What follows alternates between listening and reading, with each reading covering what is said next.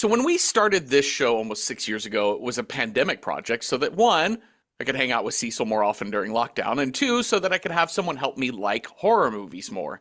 Cecil, my Night Vale co-writer Joseph Fink, and our Night Vale actor friend Symphony Sanders all love horror movies. And as a person who writes a horror comedy podcast, I figured I should get better acquainted with the genre. And those of you who've listened to this show for a while may have thought, wow, Jeffrey sure does like horror now. Yes, and I've realized I've always liked horror. I'm just broadening the kind of horror that I like. As I've said before, the phrase, I don't like horror movies, is parallel to the sentiment, I don't like country music. 99.99% of the time, those statements are untrue. What you don't like are, say, slashers or home invasion movies or ones with lots of jump scares. You don't like songs about pickup trucks and mama and drinking beer, but both horror film and country music are vast in their scope, and their techniques are littered throughout their art forms. So I do like country music. I grew up with country music in North Texas, and I grew up with a specific era of 70s and 80s honky tonk. All My Rowdy Friends, Jose Cuervo, Guitars and Cadillacs. And then I heard David Allan Coe's You Don't Have to Call Me Darlin', Darlin', which is a Steve Goodman song. And if you know Steve Goodman's songwriting, you know he's brilliant and he's funny. And the final verse of Darlin' is a hilarious but sincere send-up of all of the cliches of country music mashed into one verse. Well, I was drunk the day my mom got out of prison, and I went to pick her up in the rain.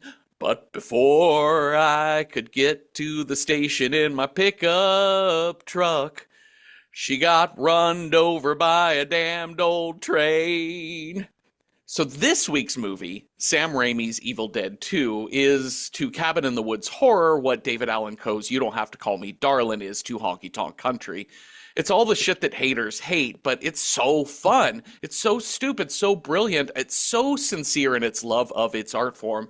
And I think it's an entry point for anyone squeamish about blood or jump scares. Really, I think it's a great entry point for horror in general. Hi, Cecil. Hi, Jeffrey. What is your favorite country music song? Favorite country music song? I mean, name a Dolly Parton song is probably got to be up there. Pick one. Pick him. Jolene is an easy one. Yeah. Coat of Many Colors is another easy one. But 9 to 5. 9 to fucking 9 to 5. Come on. But recently, my favorite new country artist is pause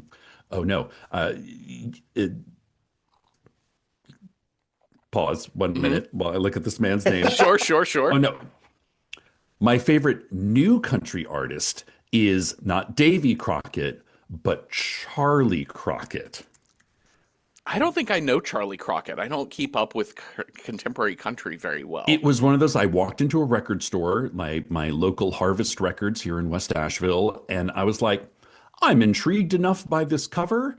I was kind of in the mood for country music of that era that you were just talking about, sort of the outlaw era. And I was like, this looks like that'll do. And I got Welcome to Hard Times, and honestly, haven't looked back. Okay. And he is like the voice of like sanity and inclusivity in new country music. Like he's like, I'm from Texas. Beyonce can do whatever the fuck she wants. She is expanding. She is absolutely country music. He's like Bad Bunny talking like Jesus versus the dude who's like talking about Jesus. Like he goes to bat for being like fucking decent and inclusive in new country. And I highly recommend Charlie Crockett to anybody and everybody. That's amazing. All right, I'm going to check out Charlie Crockett. I'm very excited to have new music to listen to, especially if it's channeling old outlaw country. That's great. Oh, 100%. So good. As always, that You Don't Have to Call Me Darlin', Darlin' song is one of my favorite country music songs of all time. But of course, my favorite country music song of all time is Dean Summerwin's Parked Out by the Lake. Go look it up. Oh my God, you and that song, Jeffrey. Cecil, I failed to get a guest for us, but I did find a professor, a film scholar, a horror expert, a world traveler, and an old friend. I found us in Andy Scahill. Hi, Andy. He'll do. Let's see if he has a thing. thing or two to say. Theatrical Hey, guys. producer. That's right. I'll take it. I'll take it. Thank you for being back, and what a fun movie to talk about. I think we've done a couple of episodes together Yeah. now, probably half a dozen, but I don't know that we've done a strong horror comedy yet. Oh, Uh, No. very and true. and that's its own sort of monster. Yeah. It's it's always hard to when we land on a movie this widely known and Yeah. this like Hmm. revered.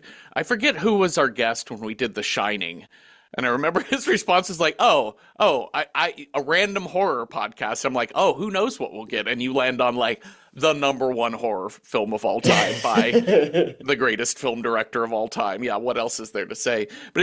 We were saying like right before we started recording, this is a great movie. This is a really fucking good movie, and nobody needs us to tell them that, but it's really fucking good, and it's really nice to get reassured of just how much fun this movie is. Hmm. I think one of the Absolutely. things that I love most about this movie, that I was struck by this unteenth watching of it, is how it reads like a graphic novel. Mm. Like the cutting, the editing, the camera angles are so smartly done. It uses visual language in such a way that is kind of unlike most other filmmakers, I would say. Definitely We, most other horror filmmakers, Hmm. it has sort of an almost like a silent cinema quality to it Oh at yeah. times. mm-hmm. Absolutely. Or even like a musical, the way the narrative breaks and then you have spectacle is of another genre. It's funny you mentioned that, Andy. I was, the sort of oh, what's her name? His girlfriend, Linda. Hmm. Linda's theme, how later that comes back and it's him, having this emotional moment because the evil dead is trying to get to him psychologically by just playing this song. I Mm. was like, this reminds me of silent cinema music because we had Hmm. just watched for our horror shorts a 1920 something 1913. 1913 film called Suspense, and I Huh. was like, oh, this is like the ticker tape piano that would be playing Yeah. Yeah. in the background of a horror of a silent film. Mm-hmm. Yeah. Absolutely. I think it was when we had Alex Steed on when we talked about Army of Darkness, Mm. and I think it was Alex or maybe it was you, maybe it was me, I can't remember, but somewhere in our conversation, we started talking about how we're doing that Sam Raimi with Bruce Campbell, they're basically doing Looney Tunes. Yeah, Hmm. It's total And Tex Avery. yeah, yeah, yeah, it absolutely is. And it's and he's such a perfect Ash to like mug for the camera yeah. in the way that Wile E. Coyote like looks at the camera right before he Mm. realizes, oh, I'm supposed to fall now. I've already Yes, extended far beyond yes, the cliff's Blink, yeah, edge. yeah, blink. Yeah, Yeah. yes, yes. yeah.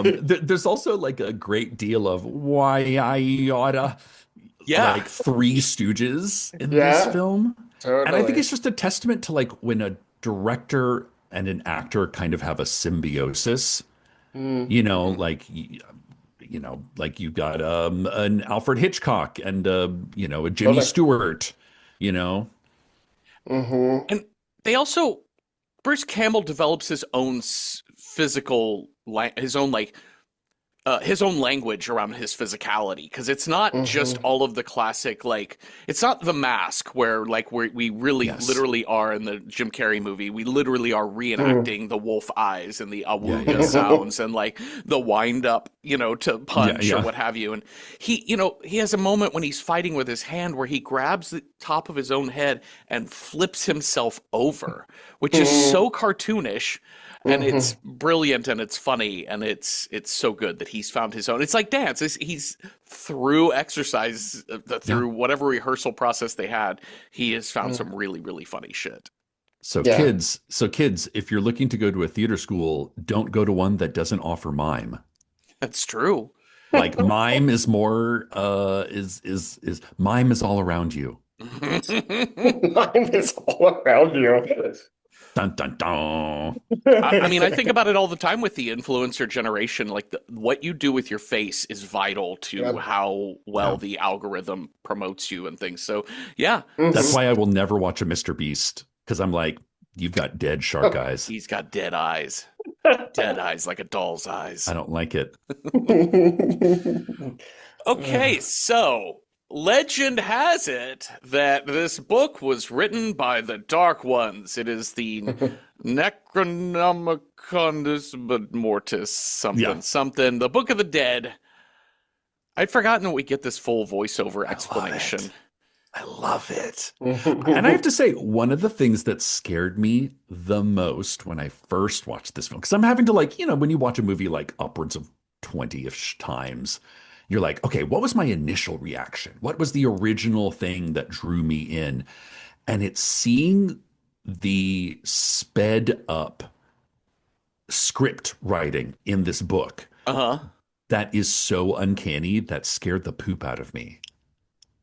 Because one, if you've seen my brother's artwork for the show on the Boo artwork, you know that, me and my brother both love some gory, weird, gross art. But it was the speeding up that somehow unnerved me. It's similar to the stop motion animation, right? That they use that even as a kid when I watched whatever Sinbad or Clash of the Titans or whatever these old Harryhausen type of things, that was a really fun style. But it also was slightly unnerving because it was beyond the uncanny valley. Like it was clearly in animation. But there's something about the clay faces that really fuck it up. And I think the speeded up motion is part of that. Like it's the weightlessness through which those clay monsters move through space. And I think it's the same thing with the text and the flipping book, that it does. It's cartoonish to bring it back to that. Yeah, absolutely. But cartoonish and grotesque, right? In that way that a lot of these, Beetlejuice was that way, that used these sort of childlike animations, but in these really grotesque, adult, sexual, often ways. I would even say go all the way back to Fantasia. So it's got the horse skeletons galloping. Like at one point I noticed there's just a skull with skeleton spider legs when it's talking about opening the portals between worlds. And I was like, it really does kind of go back to when Disney animation was allowed to be freaky deaky. Absolutely. Okay, so we've set up that there was this book and it disappeared in the 1300s at some point in time. Title card, we've got Ash and his girlfriend Linda going to a cabin in the woods. It's unclear how he knows about this cabin and why he's thinking that everyone's out of the cabin. Is they're breaking and entering, right? Like he's breaking into the cabin. Yeah, he's trespassing. Fully. And he gives her a pretty necklace. Ooh. And they're just going to be all cozy and warm and having a nice little romantic spring break or whatever they're on. Yeah. He's going to play a romantic theme and she's going to dance around in her underwear for him. Carol Clover calls this the not home part of the horror story. So they have to go to this isolated location where nature is antagonistic, right? And civilization. It has that folk horror element to it, like a lot of these cabin slashers do. Like if we really want to be ourselves and make a home together, even though we're not married, we have to go beyond where prying eyes can see. Yeah. Well, as he's going to grab the champagne, he finds just a giant old reel-to-reel tape player. Let's see what's on it. Dictaphone or whatever. What's on this? Play it out loud. Help him get in the mood. Yeah. Wow, this is really interesting. Maybe there's something horny here on it. Yeah. Is this the Kama Sutra audiobook? Yes. It is the sexiest voice alive. It's Professor Raymond Noby talking about, I believe I've made a significant find at the castle of Kanda. And I listen, I've never been on an archaeological find or dig or anything like that, but I love that this, 700-year-old book is just sitting on top of just on a plinth in the middle of this castle. You get a book and a dagger just laying out. So they brought the Necronomicon Ex Mortis back to their cabin in the woods. Professor Noby and his wife, Henrietta. I love a knitting broad. She's just back Uh-huh. there knitting away in the shadows, hoping you forget about her until it's too late. And Professor Noby, he starts translating the words in this book, and he says them aloud. He's like, "Oh, look, I found an incantation to release evil spirits." Fun. And then he starts reading it, and then before we know it, that demon is wearing a GoPro and flying through the woods right at the cabin. This was another thing that, like, I know is, God, it's so kind of, it is like a part of horror vernacular now. It's as much a part of horror vernacular as, like, Michael Myers standing from afar, just like peering at Laurie Strode from behind a bush. But it's this idea of like unseen evil POV rushing through the woods that we never get to see. Yeah. Yeah, it's kind of technique that makes you wonder why more people haven't done it before, because it's so simple and so effective. And the sound is like, it sounds kind of like like the revving of an engine. But not but like organic, not machine, if that makes any sense. Right. Like something is warming up, something is revving up, but it's not Right. man-made. Yeah. Right. There's a moment later in this movie that, and he doesn't do this very much, so I don't, it just caught me off a little bit. But when it's from the demon's point of view, the spirit moving through the woods, there's like a wind rushing, howling, kind of, a mashup of sounds to make the demon sound.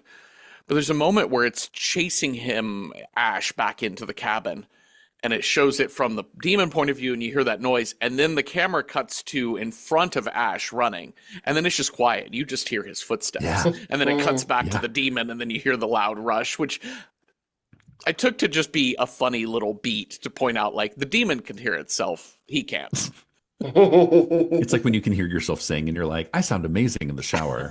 But then as soon as there's another human present, you're like, oh no, I should never do karaoke. Yeah. I wouldn't know what that's like. I have the perfect singing voice. You do. As proven on this episode. Golden voice. They call me the throat goat. Yeah. So this demon immediately just smashes right into Linda's window. And she's done. We're just getting off and running here. She gets possessed. So yeah, we're not wasting any time to get right into the action. So she's been taken away, and now he's got to go. Let's see. He goes to track her down at this point, right? This is when. Oh yeah, he goes out into the woods. Yes. And then, Linda shows right on up. She's wearing her white dress. Yeah, which she was totally not wearing before, but that's okay.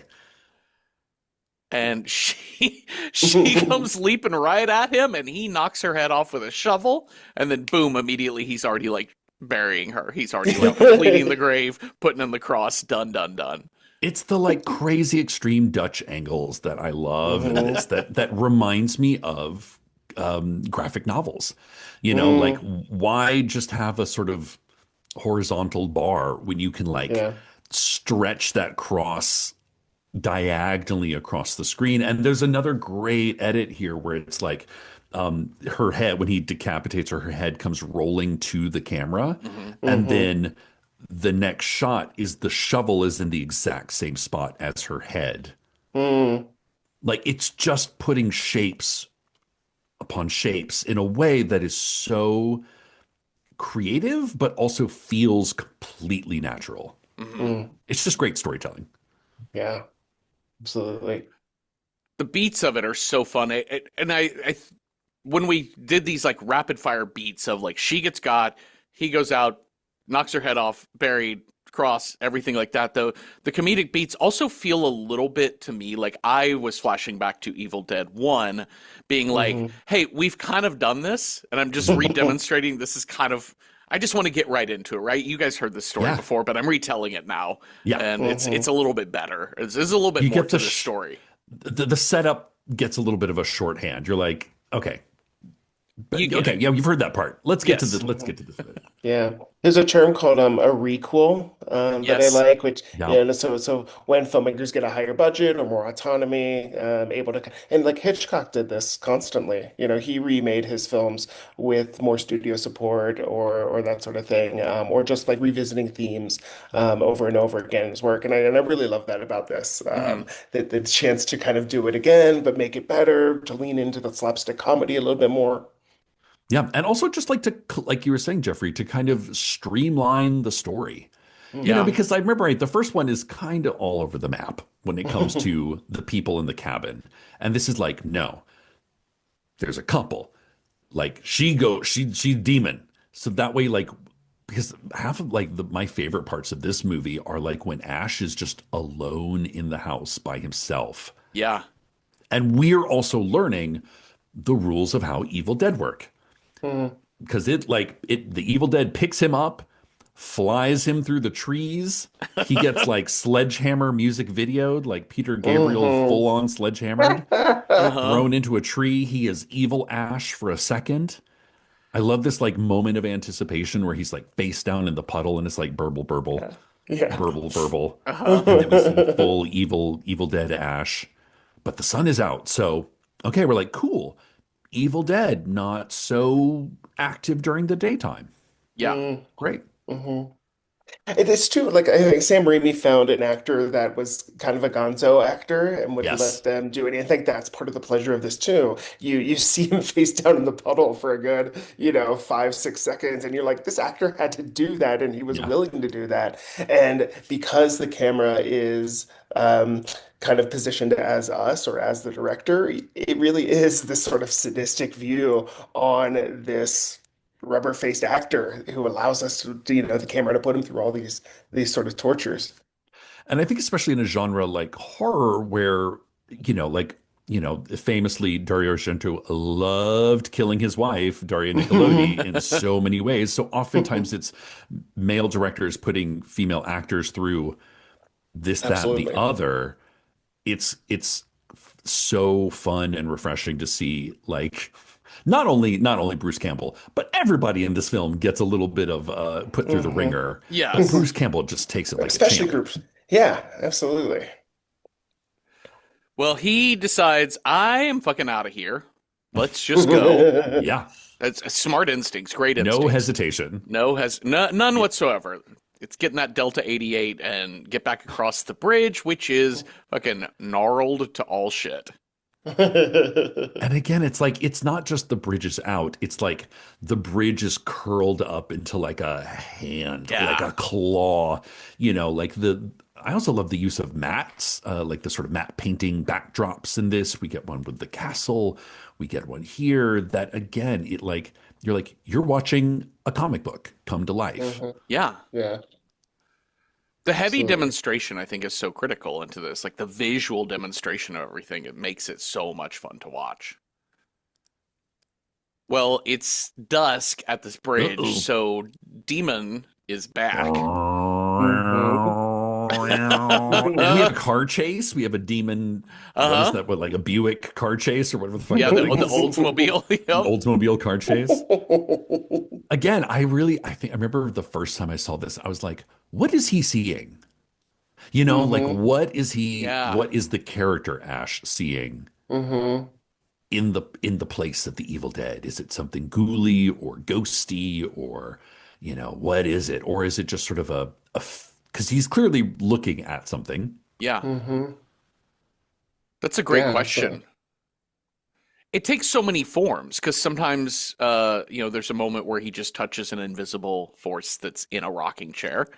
And he knows hmm it's there. And sometimes it takes like the big, ugly, giant monster face at the end, protected, Yeah. in front of the portal, the vortex, and sometimes it's just like an overlay of eyes, like because when he gets back to this Yeah. cabin, it's just like the overlay of eyes, and it just goes, mm "Join us." Well, I love this chase when he gets back to the house. Not only does he crash the car into a tree stump, fly through the windshield into a tree, I'm like, you're dead. This is like the Home Yeah. Alone thing. We're like, you're dead. Yeah, yeah. No, you Yeah. took a cinder block to the face. You're Yeah. dead now. But You're in a coma. but we see a chase through every nook and cranny of this house. And I don't think I'd ever seen that before. Like it felt like showing off. It felt like the filmmaker Hmm. showing off, being like, look at what we did. Look at what we can do. Yeah. You Well, it's you don't see a boom mic one. It's great. no. Well, I think a part of that, like the pleasure of that, is you, as you're watching as an audience, you can imagine how this was filmed, and you can imagine this single camera operator just sort of chasing somebody through the crawl space in the home, and that's we call this sometimes like the operational aesthetic of watching films, is that you kind of like as you're watching, you're imagining how this was made, and that's part of the pleasure of it. I gotta say, Andy, that was actually one of the reasons why I got into horror movies Mm, as a teen, was because it piqued my imagination as to like, how did they do that? yeah, Hmm. and Even the most this one makes. disgusting of, practical effects. How did they Yeah. physically make that So. happen?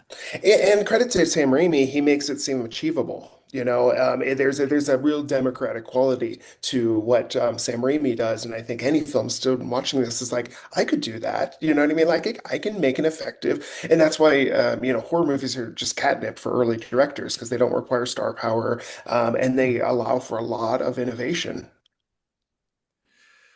Well, one. Thank you, Andy, for the phrase operational aesthetic. It's useful. I love learning new phrases from you. This is so good. I really appreciate that a lot.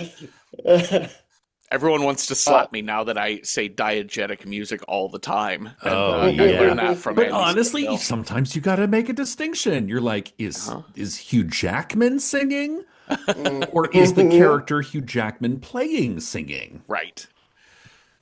Okay, so now we're gonna meet Andy and Ed. I think is her partner's name, or I don't know if it's Yeah. her boyfriend or just research friend or who this guy is, but Yes. Annie and Ed they both and look Jake like, and Bobby Joe later. yep. Yes. Annie and Ed look like they played tennis at the club.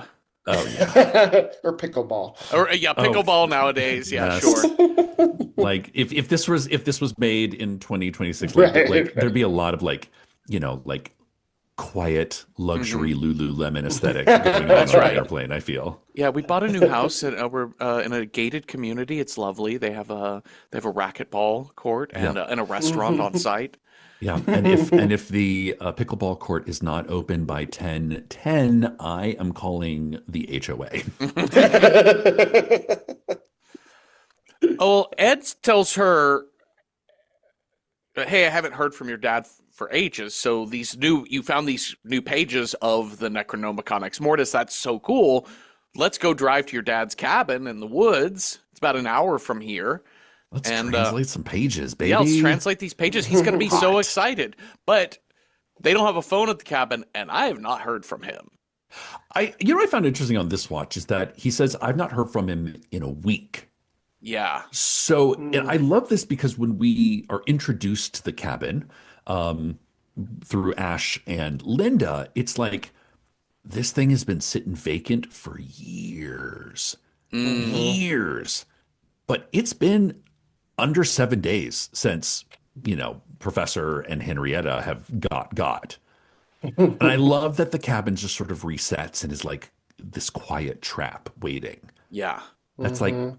dusty and it seems like it's been completely abandoned for so long, but in fact it's been like 4 days. Hmm. Mhm. Yeah. Um. Okay, so we're gonna get a bunch of as we're waiting on them to get where they're going. We've now got Bruce Campbell alone in this cabin for a stretch here. Uh, One, he's got the piano is playing itself. We've got Linda's theme. He's Oh, looking at Linda's necklace and just sobbing. So we've established that like the deep humanity in him is his love for Linda, yeah. symbolized by this necklace. But then outside, there's Linda's dead body hopping up and doing a dance for him. Doing the ballet. She's a ballet dancer. God, I'm a dancer. And a She's dancer so skinny. dances. She's so, Yeah. so skinny. Oh my God, I love it. This is the thing is that like I think Sam Raimi definitely, I mean, you can find this sort of demon dance in almost almost every Sam Raimi Hmm. movie, Uh-huh. probably. Hmm. You know, the like unhinged devil dancing. I mean, Drag Me to Hell is classic. Um, Hmm. but one of the things that I think I love the most about Sam Raimi's appreciation of horror is that it doesn't come from one direction only. Hmm. You know, like I feel like a lot of horror filmmakers, they're like, okay, horror is for this film a large man with a chainsaw or an axe. Horror Hmm. is being trapped in a small space. Horror Right. is this thing, and we're going to follow that really deep. Versus like Sam Raimi kind of has like a little poo-poo platter, a little buffet of horror. So horror Hmm. is torment. Horror is Hmm. madness, the madness of laughing and not knowing why you're like, there's so Yeah. many variations on what could be considered horrific. The sound of loud noises that you cannot see, large Hmm. things that you can see floating through the air, you know, like it, Hmm. and Objects coming to life. Yeah, yes. absolutely. And Hmm. and especially when you have just kind of like the question, you know, in a lot of films is okay, well, we've killed off all the other characters. We just sort of have our Hmm. protagonist versus unnamed evil dead. Hmm. Where do we go for like what drives the story? Yeah. And in this, it is having to sit alone with yourself and passing a long, long night. I Mm. think it's why, like, you know, the movie Sinners, people were so kind of like, we're like, y'all just have to sit there until dawn. Mhm. Don't let that vampire in. Oh, they're going for your family. Oh, yeah, Okay. that's a tough choice. Yeah. Yeah, but you're right. I mean, the plot structure of this is not traditional horror. It's a lot more episodic. It feels almost like a video game. I mean, Ooh, you yeah. noted like the comic book influences, but I mean, it really is like a series of minor little bads and then facing the big bad, who is enormous, almost like Contra video game Yeah, yeah, like. yeah. And so that's really kind of fascinating about this movie too. Well, then her severed head, Linda's demon severed head, is going to bite his hand. Yeah. And I love this sequence is so funny to me. And this to me is like the first moment of we're gonna have some raucous physical comedy We're in gonna have this some movie. stupid fun. It's Mhm. so stupid. And I remember this is one of the handful of like horror movies I'd seen when I was younger. And I'm surprised I didn't get more into horror after that. But I just it was so it, I didn't know even what to make of it. And I remember just being so amazed at the idea that an actor gets to play with a puppet and pretend Yeah. that it's killing him. And it's You're like, okay, Buster Keaton, here, yep. take this Totally. severed head and bash it against the wall a few Yeah, times. absolutely. uh, That's where there was like really fun production. Like, do you remember like the production promo videos for like Who Framed Roger Rabbit, where Oh they yeah. like kind of peel back and you got to see, Bob Hoskins, wrestling with a cartoon rabbit, but it was really just a pole, or, with mhm. a tennis ball on it. Yeah, I mean, I'm with you there. I kind of just like love that part of this film and how much fun Bruce Campbell probably had making this too. Yeah. Yeah. It's also the testament to independent filmmaking when it's like Mm, you and a small crew in a yep. space. And I think I read somewhere that they, you know, the first one was shot in Morristown, Tennessee. This one was actually shot in North Carolina, and they got a lot of money from Dino De Laurentiis, Mhm. one of the De Laurentiis. Um, but they purposely picked a place that was like over 3 hours away from where the producers were, so that way they could have a little more autonomy, kind of take Hmm. their time with things. And honestly, I kind of, as somebody who with Jeffrey and Joseph, like we started a podcast. Whenever I would go in to do a commercial voiceover audition or something in a studio where I'd go into a casting office, I would be very kind of like verklempt. I'd be very kind of uptight because I'm in a place and I have to make it work. But with Night Vale, it was just me and my like boxer briefs in my tiny little apartment, and I could do it at 2 o'clock in the morning if the mood struck me. I could do it as many takes as I wanted to feel comfortable in it. I could throw out a stupid idea and be like, this is kind of dumb that I did here. See if you like it. Mhm. And this feel has that same feel of people, artists exploring, playing together. Agreed. I love the device, the trick when he says work shed. Like he just says that Hmm. phrase out loud because he doesn't have anyone to talk to. And Yeah. it's so like really not advisable to have your characters talk to themselves in a way that is exposition for the audience, but it's just work shed, which is perfect. It's the best thing because we have to Yeah. explain where he's going. But he goes there, puts her in the vice, and then immediately, head comes to life. It reminds me of Ash from Alien, right? Like when they get his head Yes. splayed out on Mm. the table, and Hmm. and his face comes to life, and here she is back and forth between evil Linda and sweet Linda. Oh, Ash, Ash. don't Oh, hurt no. me. We'll swallow your soul. Our love is a lie. Oh, This God. uh Oh, this fucking chainsaw. the fucking chain. Yeah, we get the chainsaw. What's like I love the idea of like an outline of a weapon. Uh-huh. It's like there's a chainsaw around here somewhere. Where could it be? It's Sure enough, her disembodied, her de-headed hmm corpse body comes in with that fucking chainsaw. Hmm. And I love like how the blood splatters on the light bulb, and now we're in like Yeah. slaughterhouse lighting. Uh-huh. Yes. Uh-huh. Like that, where I'm like, why don't people do this more often? That's Yeah. hilarious. And it's also like this is the first time we see the black blood, Mm, which is Yes. so like listen, having just seen Sam Raimi's latest Send Help, mm. love a multicolored fluid. Yeah. Love fluids. Red is not the only color, you guys. No. Oh, I love it. It's a Red is not the only spectrum. color. We get Hmm. this movie gives us red water, right? In the fire Yeah. hose blood stuff. It also gives us that kind of orangey thick paint blood Yeah. when he shoots the hand through the wall. Oh It yeah, yeah, also yeah. gives us the black blood, the Yeah. STP blood. And then it also gives us the green blood when he chops up Oh yeah. Demon Ed or whatever. Yeah. Yeah, and he's also like when his hand is being taken over, he's kind of like covered in like a green mossy kind of like Uh-huh. reminiscent of disease, Yes. Yeah. infection. Comic book, graphic novel, video game. Just, I don't know, be fun, have colors. Visual storytelling is your friend. Yeah. Mhm. Okay, I think one of the iconic moments. Almost every scene has got some kind of iconic line or something happening, but the mirror scene when he's Oh. muttering, "I'm fine, I'm fine, I'm fine," and then his reflection Are comes you? through and says, "I don't think so." We just cut up our girl with a chainsaw. Does that sound fine? Ah!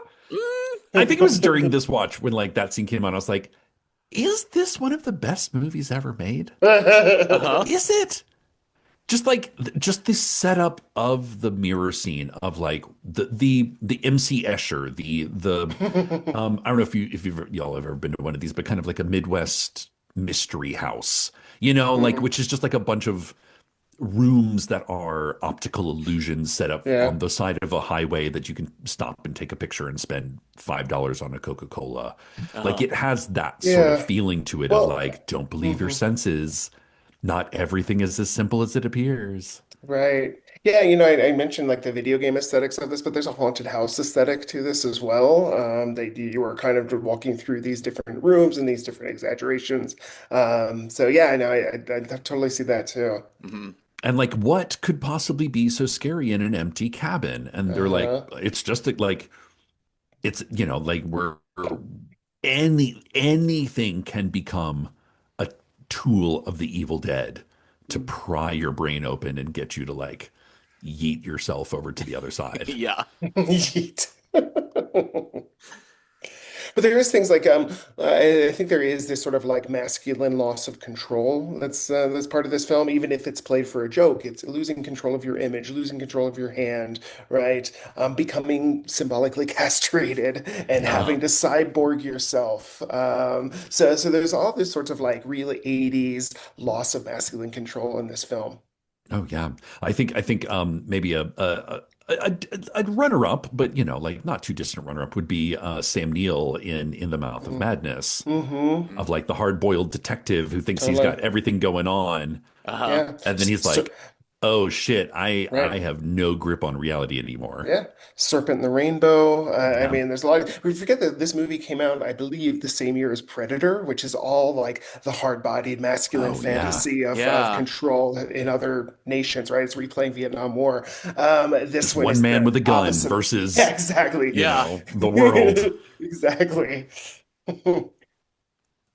So we've got, well, his hand gets possessed, speaking of hand, and we get the full on like fight with himself and his Oh my hand, and he does God. such great work in this scene. It's so funny. I'm telling you Um, kids, take mime classes. take Take those mime Commedia classes. dell'arte classes. I'd I'd forgotten in this rewatch of it just how funny it is when he knocks himself out and then the hand, I remember the hand giggles. It's constantly giggling. I don't know I from know, what right? orifice it's making this noise, but it I is don't know. constantly giggling. But you see the hand notice the cleaver across the Right. kitchen and the way Yeah. it drags its whole body by just its knuckles all the way to the cleaver Hmm. And it's is like so having, and good. it's like labored because it's just a Yes. Hmm. little hand dragging a whole human Hmm. body. Yeah. And I like that we get the knuckle POV cam as Yes. well. Like meat cleaver. But it doesn't make it to the meat cleaver because Ash stabs it and he's like, aha, chainsaw. Who's laughing now? Oh my God. He says as again and again, it's like the camera tilts into like full sideways view of just Bruce Campbell's long ass fucking face Uh-huh. in full horizontal view being splattered with blood.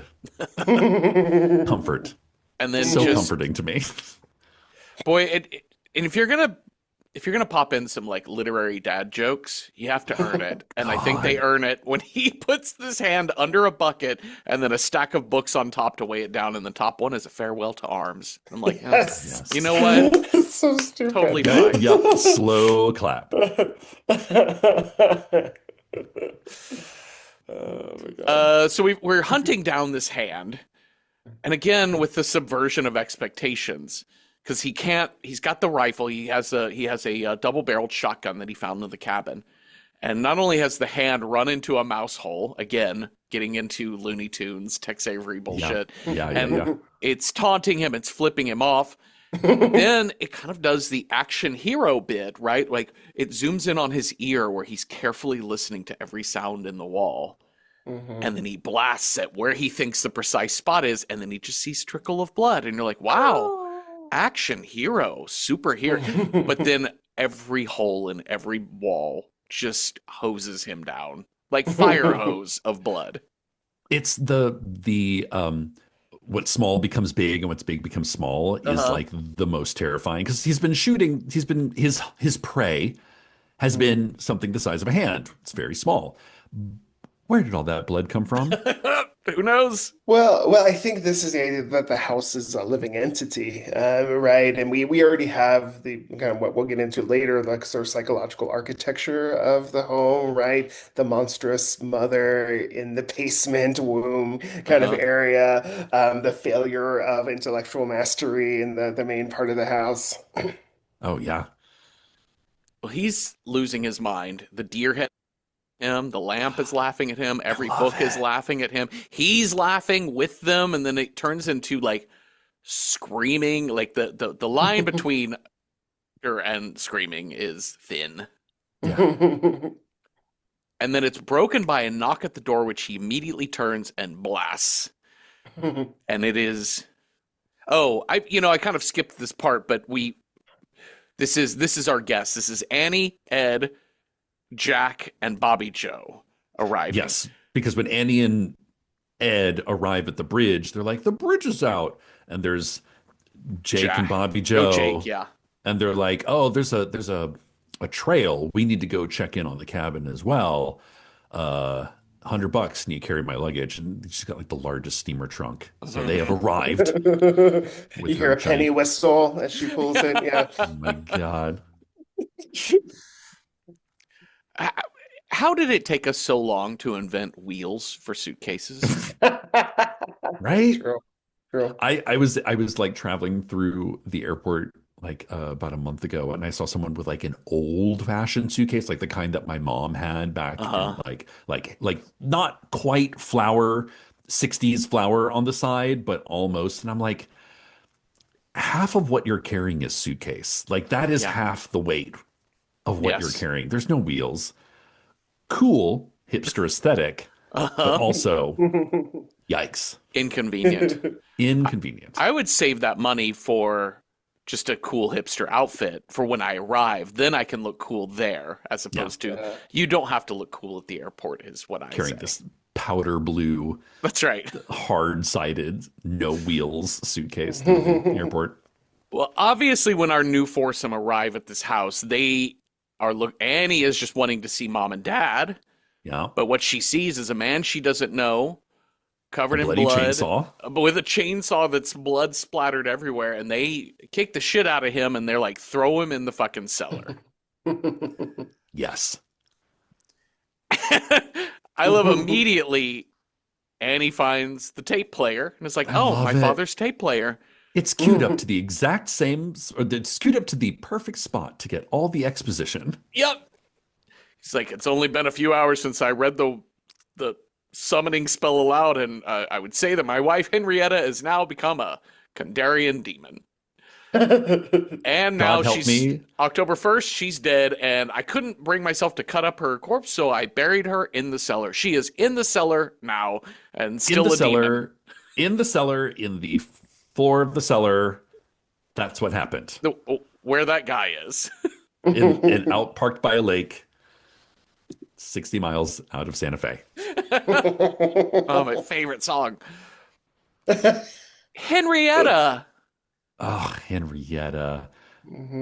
My favorite character. Yeah. To be fair. She's I pretty great. love Ted Raimi as Yes. possessed Henrietta.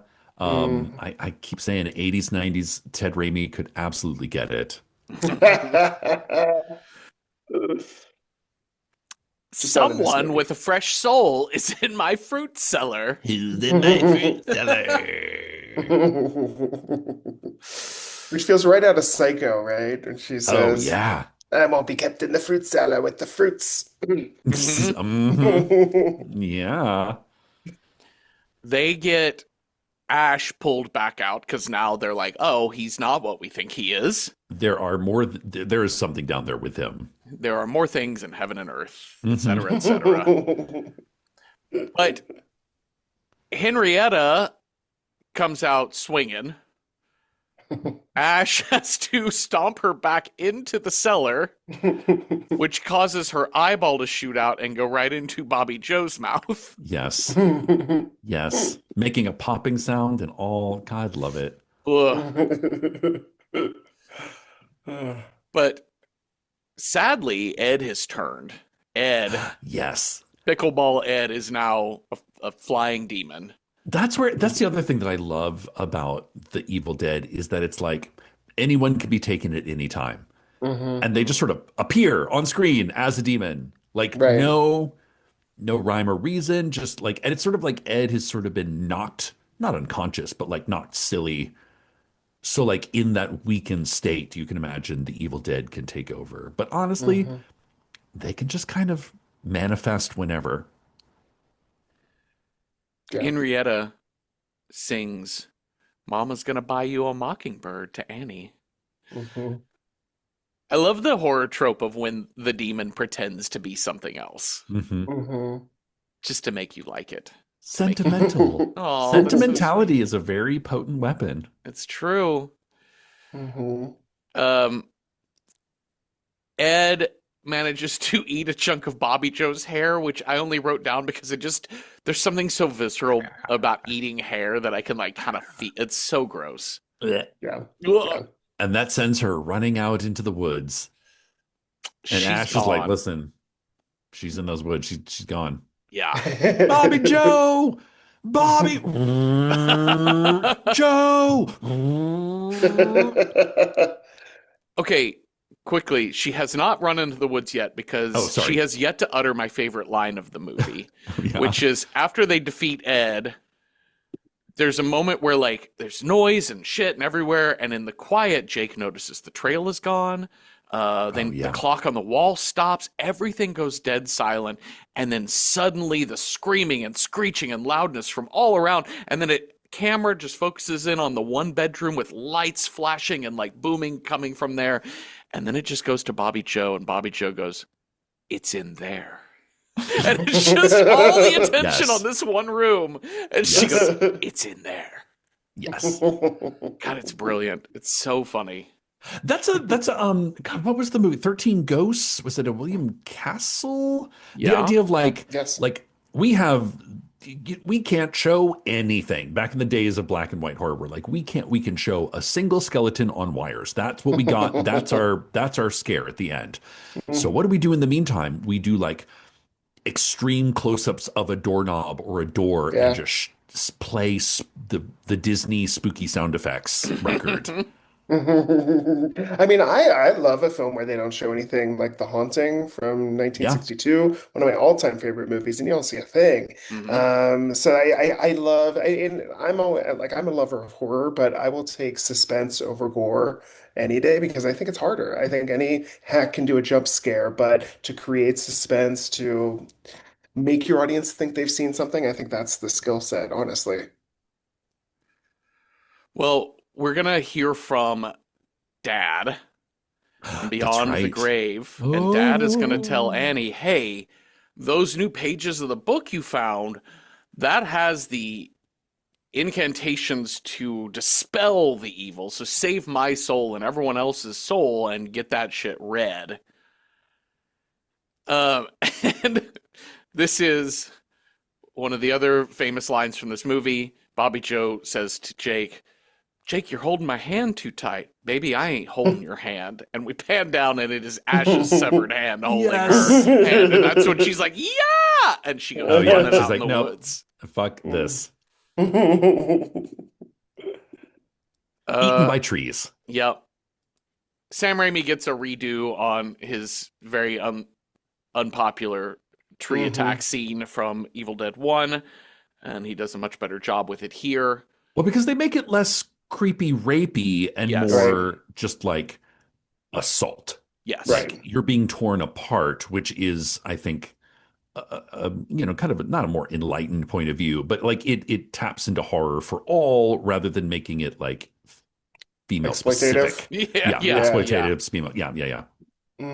Absolutely. Yeah, and I like that it seems to be Raimi responding to criticism or rethinking his own, use of female bodies, let's say, in movies.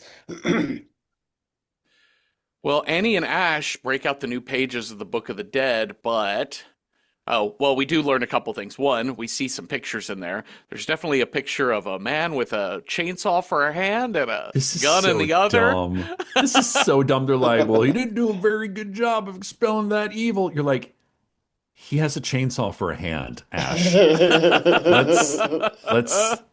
Let's connect the dots here. Which is what I kind of love about Ash as a multi-film TV show kind of character, like a James Bond, whatever, a Sherlock Holmes, that, he's the kind of the full of himself bluster and bravado that's also kind of a dummy that we know he's a dummy and everyone else kind of knows he's a little bit of a dummy, but he also sort of gets the job done. Yeah. Yeah, well, it's a call to action, right? And it's interesting that he doesn't really get called to action until he loses part of his body, and has to cyborg himself out essentially to become like machine, right? And we get this in a lot of usually male filmmakers. I think Neil Blomkamp does this a lot with like salvation is making yourself more like the machine to fight the savage monster. And that's, the revenge of nature is all about like men conquering nature through technology. So I think there's bits of that here too.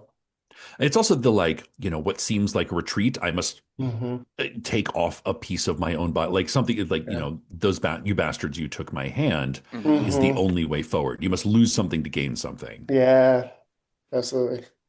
One of these days we'll get rid of stupid old nature. I Somebody's got to do it. Keeps coming back.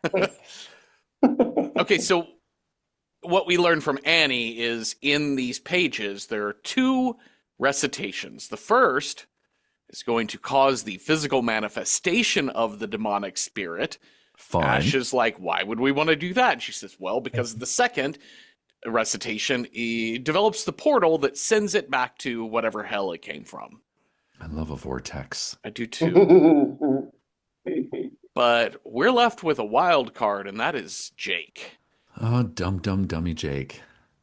Yeah. And we're going to go look for Bobby Joe. I think his choice here is stupid, right? I agree with Ash in that you're going to get all of us killed, and you know she's dead. However, I appreciate the sentiment that he's not going out there alone.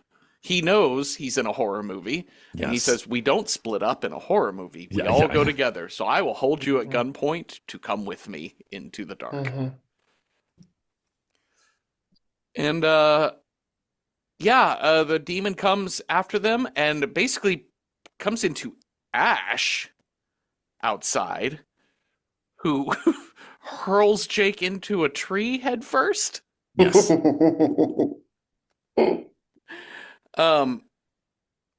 And back in the cabin, so now it's Ash, and I'd forgotten just how much demon Ash we get in Evil Dead 2. Yeah.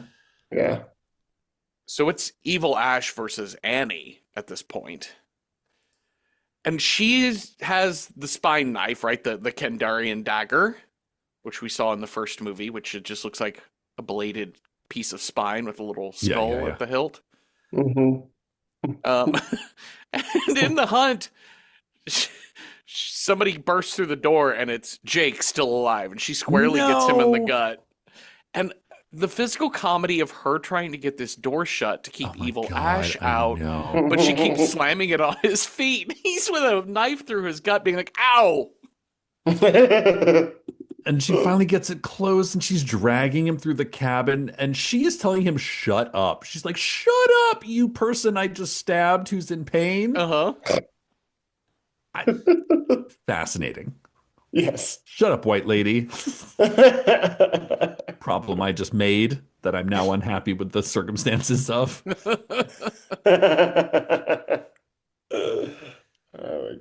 This overhead shot of her dragging him into the living room, and you can clearly see she puts him right next to that cellar door and then just kind of wanders off.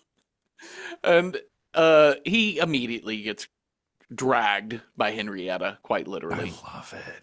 When it's like just the legs, and then it's Annie's turn to get like the fire hose level, however many PSI of blood. Yep.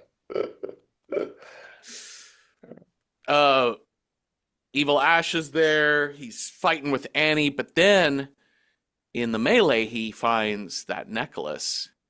And it's the seeing the necklace that casts the demon out. It's the deep humanity, the deep reservoir of love that Ash had for poor Linda and her stunning dance skills. Yes. And it's this moment that especially that is so Phantom of the Opera, Dr. Jekyll, Mr. Hyde. Again, these like black and white. We have caked our actor full of makeup. And they're acting through the makeup of like, I'm evil, I see something, and you see the humanity come back in. That is, again, it's this sort of love of the old monster movies done in a new for the 1980s way. It made me think of there's a show on the comedy channel Dropout. Is it Cake? It is. No, it's not. Is it Cake? But it is called Very Important People. It's by a comedian named Vic Michaelis, who kind of does an 80s style community access talk show. But what they do, it's all comedians, it's improv comic, people like that. But what they do is they take some comic, they bring them into wardrobe and makeup, and they don't let them see what they're doing to them. And they put them in some big elaborate costume, and then they reveal to them who they are, what they look like, and then they throw them out to be interviewed. Oh, so they've kind of got to build this whole, it's a very funny concept. It's really hilarious. And you watch constantly these actors sort of like try and figure out like, this is the easiest path to it, but what can I do to subvert this, that, and the other? Also, how do I move with all of these prosthetics and whatever on? And I couldn't help but to think about Bruce Campbell, probably in an era where contact lenses were still glass. Oh, Mm. all Like of those those, They contact look lenses were so opaque. comfortable. Every Yeah. single contact lens in yes. here, complete opaque. And they said the only way that they could shoot with the actors in contacts was like rehearsal, repetition, Mm. physically being like, okay, if I turn my head exactly to this degree and then up, things like that. Mhm. Hmm. Yeah. Interesting. Well, he gets turned back into Oh, person because of his love for. I'm Mhm. okay. I'm okay. um, she's like, "You're fine, but for how long?" And we need those pages that Jake threw in the cellar so that we would go find his girlfriend. We got to get those pages if we're going to beat this thing. So we get the full cyborg rig up of Let's the let's get chainsaw. teched up. The classic let's get geared up montage. It's that. Yeah, Yeah. exactly. And I would say as good as this is, I'd say they even improved upon it in Army of Darkness Mm-hmm. Hmm. because it's like ching ching fire forge sound of metal twist twist tick tick groovy. Give me some sugar. Groovy is such a funny word here for this moment because the 80s, groovy had fully gone out of fashion. So it's Oh, very funny absolutely. to hear that as his take because he's essentially a 21-year-old, right? Because they're Yeah, Michigan State kids, right? Isn't that yeah, their yeah. thing? I wonder how old he actually is in this movie, though, because he certainly doesn't look 21. No, because and this is also like what 6 years after the first movie where he's playing a Hmm. college Mm, kid.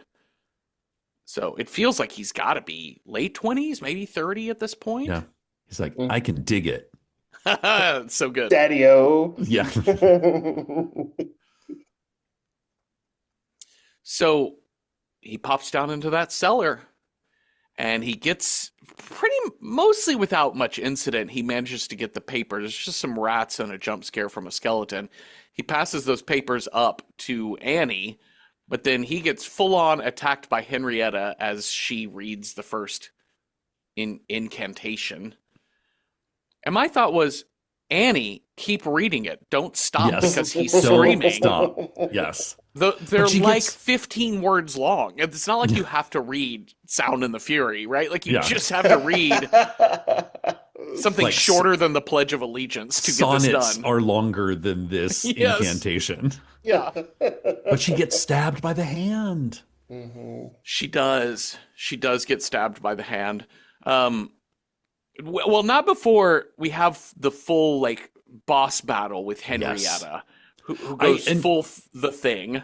John Carpenter's and The Thing with the long neck and the whatever. Yeah. and I do love like the sort of the kind of Andy going to your idea of like the monstrous mother. Like mother Hmm. keeps the knowledge. Hmm. And so in order to get the knowledge back, you have to beat the boss mother, evil Hmm. mother. Mm-hmm. Hmm. Mother knows the songs to all the rhymes, all the nursery Right. rhymes. Mother knows all the good stories. So if you want to like get the knowledge, you got to beat the boss mother. Yeah. Hmm. Absolutely. And she's already been kind of like put down there by the patriarchal figure, right? And so she's not fully contained. Oh Yeah. yeah, and she loves it down there because she literally set up like she's like one little paper on the stairs, one little paper down here, all the papers back there. So it's a plot. She Mm-hmm. knows exactly what's going to happen down there. I love that the monster in the Evil Dead franchise is pure chaos. Yeah, Right, like that. It is full poltergeisty energy, right? Like that Yeah. joke that horror villains get paid by the hour, right? It doesn't make sense if your goal is to murder somebody that you would torture them for so long. But I think Sam Raimi really finds the joy in the like. It's not just that the demon wants your soul; it's that the demon needs to play with its food. Like yeah. part of the joy is just playing with the food.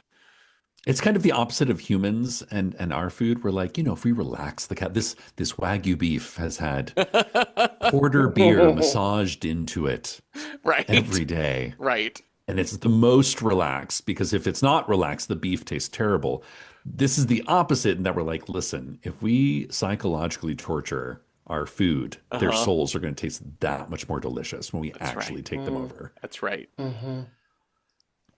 Well, Yeah. he is now, because of the portal, we had seen a shot earlier setting up that there's just a tree walking toward Oh the yeah. cabin, which is so good. And this tree is fully just battering this cabin at this point, and there is a giant door-sized face in the door. Evil Uh, made manifest. yeah, Yes. a very Attack on Titan sort of face, like Yep. made out of Yep. musculature, just screaming at Ash and grabbing him, and he's I love like, the "Hey, tree hand that like yes, comes in and like grabs him. Hmm. It's like something out of like like a haunted house, but like specifically Yeah. a resettable haunted house. mm-hmm, Like in which you Mm. kind of walk through and the scene happens and then it kind of, Hmm. like exits. Yeah, yep." absolutely.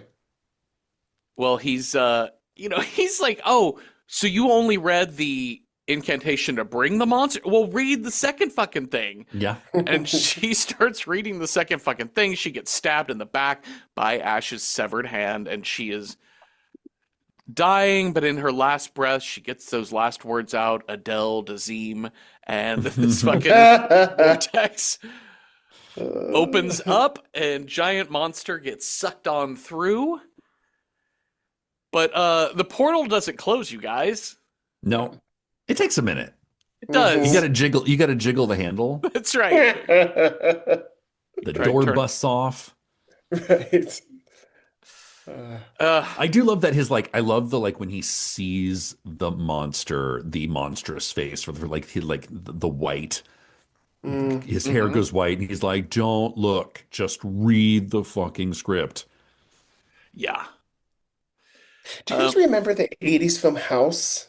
Does that ring any bells with Ooh, you? I know I've seen it. It's like I, I've one inherited of this creepy old house and every room is a portal to a nightmare Yeah, and they have dimension a or lot something. of these monsters in the door frame, kind of imagery, closets, and threatening to pull, kind of like Poltergeist. But Yeah. there's something happening definitely in the 80s with this sort of like consuming house. Yeah. Maybe it's the housing market, who knows? It's, But there's definitely a lot of like male anxiety around homes consuming them or their families oh, during sure. this period. Interesting. I mean, everybody saw the Amityville Horror and they were like, a deal too good to be true Right. must be haunted. Absolutely. Absolutely. Well, he is going to try and save his own ass, but he cannot. He is going to get sucked right into that portal, as does his Oldsmobile Delta 88. Yeah. And he crashes into a desert wasteland, and he's surrounded by medieval soldiers. One of It's the the time. fun, oh, go ahead. Yeah, it's the Time Bandits crossover Yeah. that we Yes. were waiting Yeah. for. And I was gonna say one of like the fun, stupid things that I learned upon this watch is that because the De Laurentiis also produced Dune, the Mm, priest is wearing a still suit from Dune because they were just like, that's I don't know, we're just amazing. gonna raid the closet of Ah, these higher budget movies and just see what we can get. That's so good. that's amazing. It's got a little bit of like Connecticut Yankee and King Arthur's Court Mm-hmm. Yes. to Yeah. it as well, which I think is really fun. Mm-hmm. I do love all of that.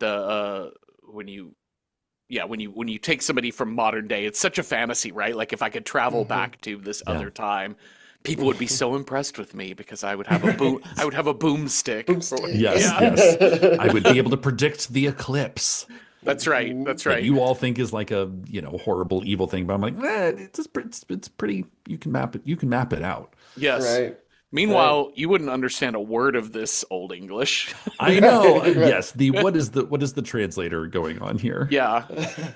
And two, either you or them are going to get immediately wiped out by disease. Oh, yeah. Right. Yeah, that's probably true. Or a deadite on wings. Or a deadite on wings, which these old medieval soldiers basically are like, oh, he's one of the deadites. Let's just kill him. But then this monster flies out of nowhere. The most like cut out blue screen, winged claymation figure, and I he just love it. blows its head off with the shotgun. And they are all hail he who cometh from the skies. All hail. And I love this ending of of them going all hail, Uh, him on literally on a pedestal in front of the same castle that we saw earlier, but he's like screaming no because he's the reluctant hero at this that's point. right. Hmm. He's like, no. I like that he's just now realizing what that prophecy meant, I know. too. He's Yes. like, oh, fuck. It's like Oedipus. It's there's something so satisfying about it.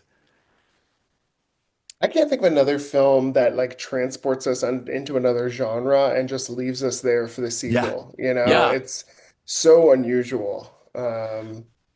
Yeah, I'm trying to rack my brain trying to think of another franchise that's willing to do this kind of genre swap, essentially. Yeah. You're like, hey, you've been watching a horror movie for the last 86 minutes. Now for Uh-huh. this last five, Medieval Knights. Yep. Right.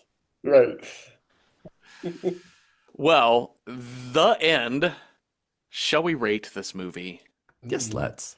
All right, let's start with approachability. How approachable is this movie? If you are horror film squeamish on a scale of 1 to 10, 1 being not at all approachable, 10 being super approachable.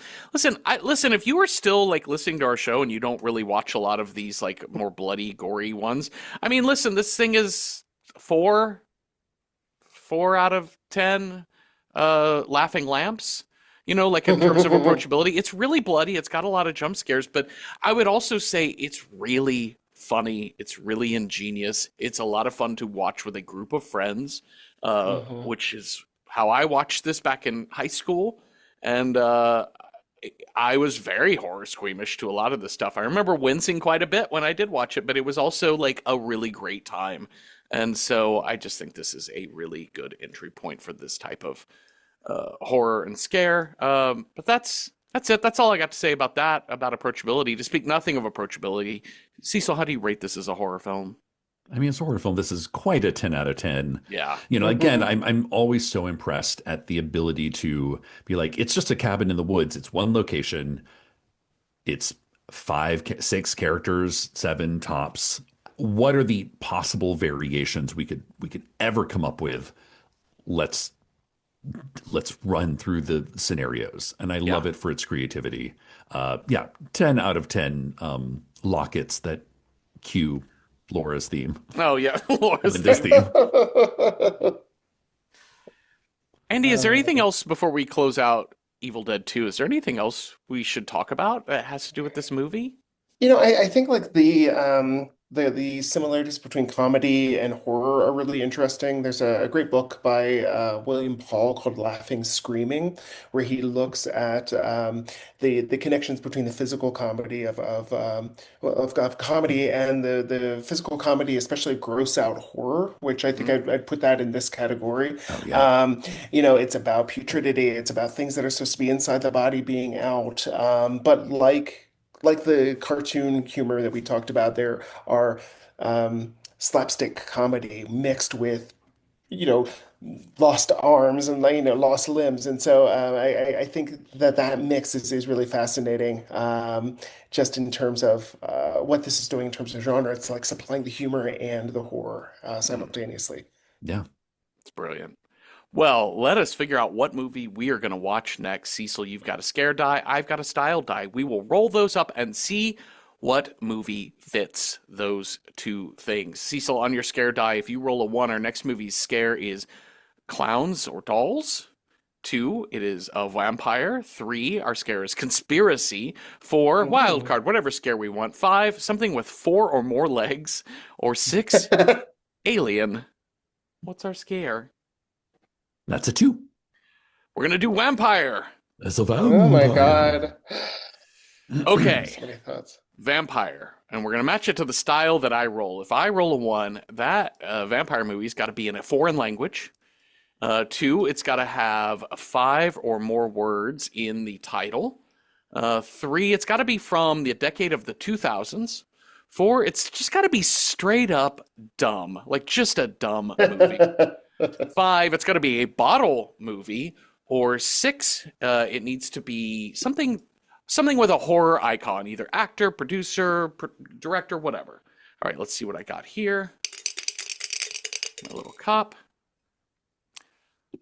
Cecil, I rolled a 4.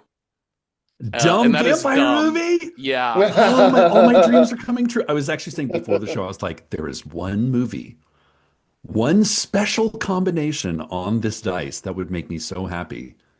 And we just rolled it. I was really hoping not to roll dumb because I apologize. I did not get our letterboxed updated in time before this episode, so we're not going to have any letterboxed contributions this week. But I also think we have some really good movies to pick from. And we also have Andy and we have an amazing too. guest to help suggest any dumb crooks vampire and movies. crooks and crevices that maybe we forgot. I love this topic. Okay. Andy, can I tell you what we wrote down, and then absolutely. and then if you can tell us some other things. I don't know if this qualifies because I haven't seen these two movies here, but I haven't seen many of these movies here. But one is just Vampiros Lesbos. I don't know if this is dumb. It's just B movie. It's a cult classic. Yeah, I've not seen this either. I'm more of a Daughters of Darkness gay. Okay, great. But I love a sexy, glamorous vampire shot through Vaseline lenses, with long nails, making love to other sexy, glamorous vampires. This next movie, I don't know if this is dumb or bad, but this is a movie that came out in 2009. It was a direct-to-DVD vampire romance film called Immortally Yours. Oh, wow. This is like, I don't this know is a one. 1-star movie. Yeah. It shows up on a lot of lists as one of the worst horror films ever made. I think I did watch a clip from it. It's giving a little bit of like Tommy Wiseau sort of. Yes. It's got that is like a very bad production value, bad acting, that sort of vibe. So like that's the type of dumb this movie seems to be. Yeah. We also have Dracula 3000. Okay, I don't remember that one. This is the one like Dracula in Space? Yes, a salvage ship. Casper Van Dien. Coolio is in this movie. Udo Kier is in this movie. Udo Kier and Coolio. Yeah. Wow. Spacefarers encounter bloodthirsty vampires aboard a derelict vessel. Dracula done got shot into space. Basically, this is like the Voyage of the Demeter, but but in space. But dumb. Yeah. Okay. Yeah. Have you ever done What We Do in the Shadows? Sure. That's a good dumb comedy. Yes. No, we have not.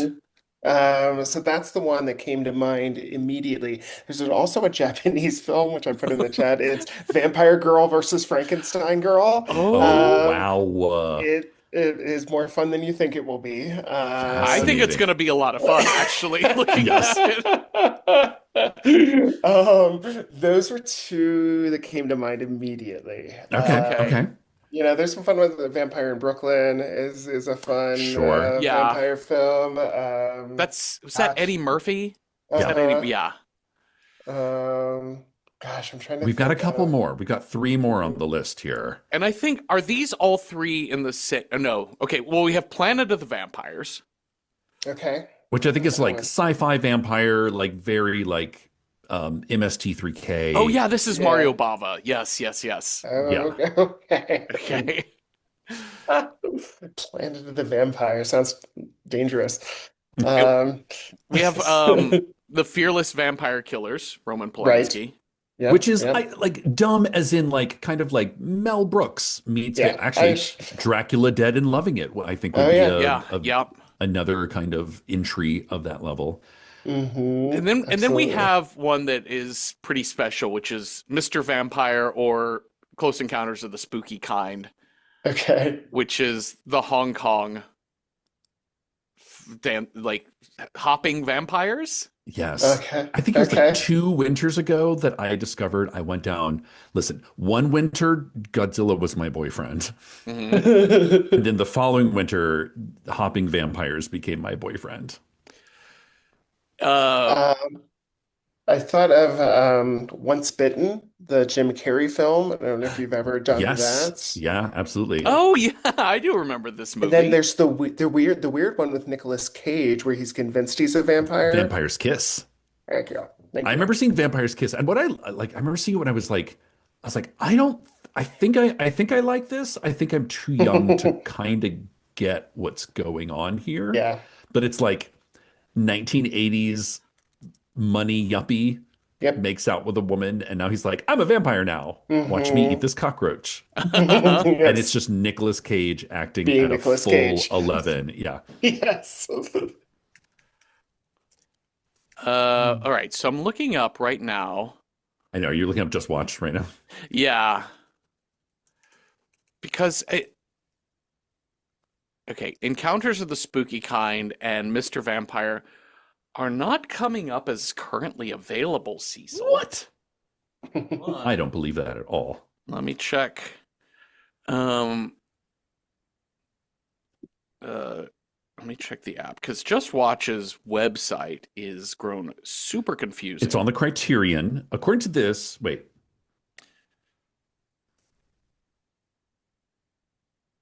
According to this, it's on the Criterion Collection. Okay, yep. Mr. Vampire. And Mhm. then Close Encounters.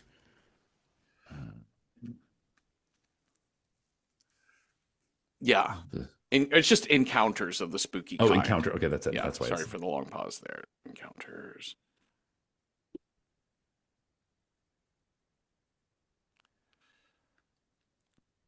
okay. Encounters of the Okay, Spooky that one is also Kind. Criterion. Yeah. Yeah. Okay, so those are both up.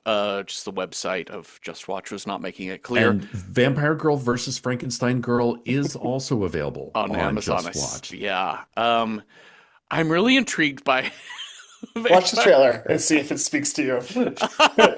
I Um, mean, listen, I know like I thought I had a winner going in here with Mr. Vampire, just like something dumb and funny.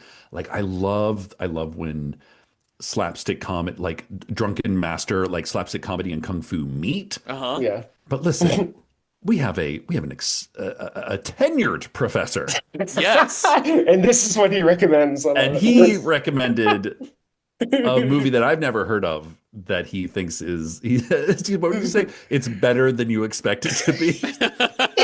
Honestly, Yes, yes. that's a recommendation to me for Vampire Girl versus Frankenstein Girl. Vampire Girl versus Frankenstein Girl is available on Prime Video for Yep. rental. So Honor the guest, I I say. will be I- tuning in for I sure. say honor the guest too. This looks bonkers. And is. listen, hopefully one day we will get to Encounters of the Spooky Kind and Mr. Someday. Vampire. And Andy, if you haven't seen these and you got your Criterion loaded up, download For the Plane Ride wherever you travel this summer. Okay. And it's just they're so much fun. Wow, we did it. We got a movie we hadn't even heard of, Cecil, last week. That's why we have guests sometimes. That's We got to why talk we to other have smart people people. every once in a while. Well, thank you all for listening. Thank you, Cecil, for talking with me. And thank you, Andy Scahill, for coming back on our show, providing insight and new vocabulary for us. Andy, where can people find you and your work in this world? Yeah, social media, Andy Might, Instagram, and I've migrated a lot of my stuff over to Substack these days, so Mhm. that's where Yeah, you're I'm very camping active on out. Substack, yeah? I have, since getting tenure, I've really kind of changed my writing audience and doing a lot more public scholarship, so it feels good. So andymight.substack.com for that, and I'll be heading on my sabbatical in T minus 2 weeks to Japan for 3 months to study Japanese film. So I'm Amazing. very curious to hear more about Vampire Girl and Frankenstein Girl. Have you Listen, seen the original The Ring, Andy? I have. I teach it. I know it's a deep cut. It is a Yeah. deep cut. It's a Did you little know it was a Japanese film before it was I- the American movie? shocked to find that out, actually. Well, if y'all have thoughts on Evil Dead 2 or ideas for other movies that would have been vampire meets dumb, let us know at Random Horror 9 on Blue Sky, Instagram, or on Patreon, where we have public discussion threads that are free for anyone that is a member of Patreon, paying or not. So watch Vampire Girl versus Frankenstein Girl from 2009 with us this week. And come on back next Tuesday for a new episode. Have a restful night with neither of your hands trying to murder you or nothing. Boo. Boo.